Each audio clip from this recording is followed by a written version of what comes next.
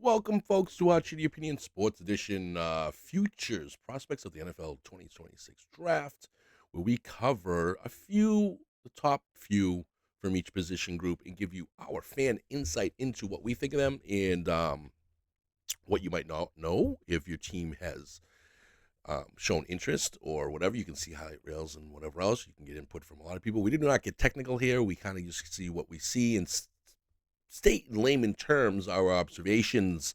Offensive line is a difficult position, I think, because not many people pay attention to them unless they are a left tackle or they make terrible, terrible plays and allow sacks and those type of things. Otherwise, we kind of ignore this position group, and it's the unsung hero in the trenches.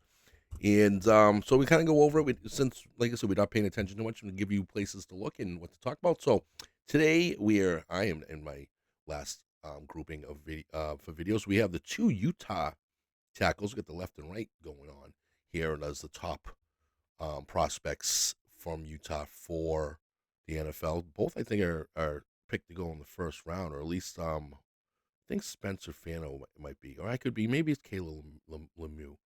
Um, I don't know which one it is, to be honest with you. Because I don't know. I don't care. Like, it depends on who your team is and what they're looking for. So we're gonna start off with Caleb, and his stats come in at 6'6", 313. He played left tackle. He's got 2 years of experience, so he is there. So let's get into his highlight reel. To me personally, is not like I sit here and watch a lot of Utah games, if any at all. Um, it doesn't seem too impressive. I think he's a young green player where he's got definitely got room to grow. You can watch him. He's one of those guys who watches. He's like he's got potential for sure. At left tackle, I don't know if that will work out well in the NFL right off the bat.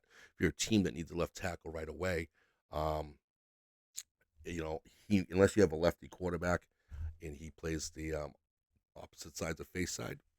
Excuse me. I don't know otherwise what if he would help out solid on the left of the on the blind side.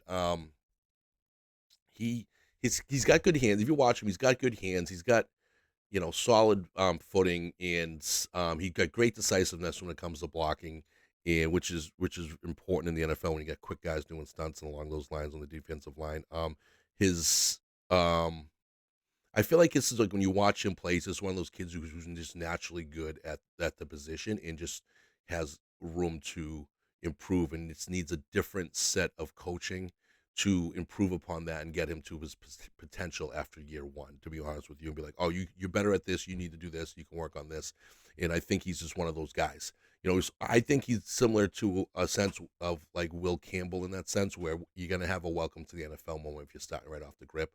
Will Campbell, in perspective, did not have a terrible, terrible season. I think as fans and other people were going to sit there and bitch at him because he struggled. I think most offensive tackles will struggle in the NFL their first year. So that's just going a little overboard in my personal opinion.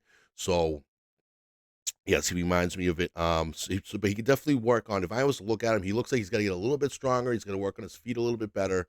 He seems like he has an idea what to do. He's just not there yet completely, which and it might not be a bad thing, because you don't want kids who are in bad habits who are willing to learn and willing to grow and willing to do and able to do things. And I think that's why he reminds me of Will Campbell, because I feel like Will Campbell is one of those guys who sit there so he can do things and will do things and will grow and will make stronger, smarter plays as he learns, especially after his first year. So this is one of those kids who similarly reminds me of that. He's got a good foundation of natural ability, and he's just not 100% there yet.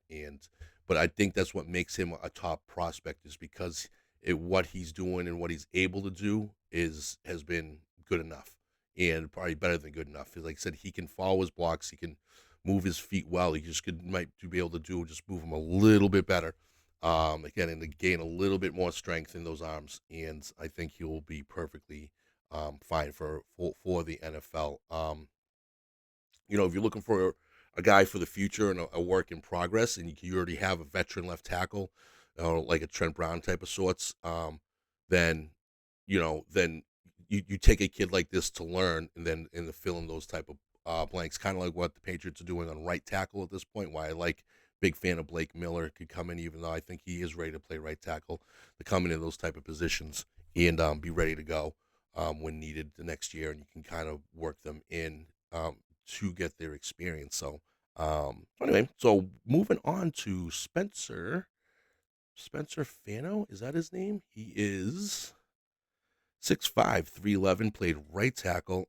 This is one of those, he's again at right tackle. He's going to be more athletic when you watch him play, a little bit quicker, and his feet get a little jumpy, but he can. Again, it's one of those things that you kind of just you learn to work with, and you can work with the the footwork. He is a 2-year starter as well. His hands work well when he blocks. He has a good initial pass block. It's just like I said, you work on the feet a little bit, and guys can get outside of him. He does get downfield pretty well, but his footwork could, like I said, could use maybe a little bit of work. Again, this is nitpicking stuff. Could probably be a little bit stronger just in the overall strength for a tackle. Um, Again, I don't think he's much different than Caleb Lomu as far as my assessment of watching them. And this might just because it's Utah and the style of play that they have and what they do. But he's up there as one of the top prospects for the line as well this year.